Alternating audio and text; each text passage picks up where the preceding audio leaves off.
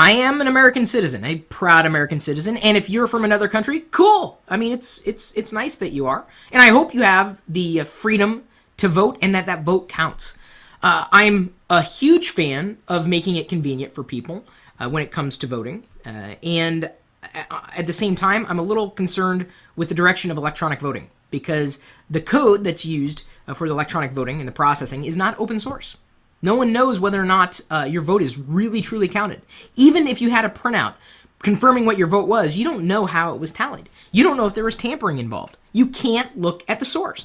Not that most people would be able to make heads or tails of it, but just knowing that your public vote is held in the hands of a private institution should freak you out.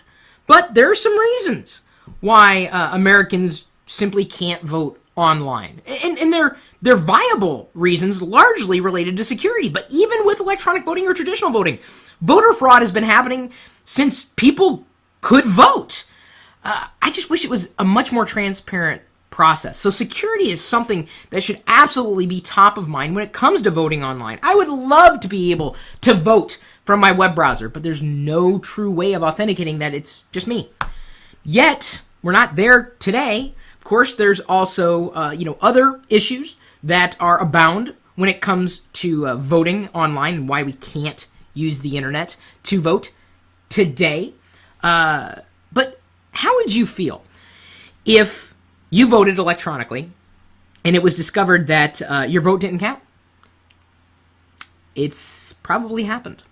Your vote absolutely does count, but without ways to really tie in a vote with your identity, how are they going to make it happen? We've thought about a few things, beyond, talking about voting in politics on Locker Gnome, including in this article, why can't Americans vote online? It just seems that we could figure these problems out if we work together. But think about it. And I'm not trying to put on a tinfoil hat and say it's a conspiracy theory, but why would the people in charge, if there was something in the system that worked to their advantage, want to be more open about this? They don't need to change the status quo. Things are just fine.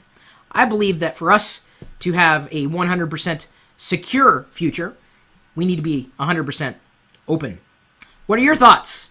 Why do you believe Americans can't vote online? Or should we be able to? Leave a comment here or on the article itself. I'm going to go ahead and +1 tweet and like that. Hopefully you will too.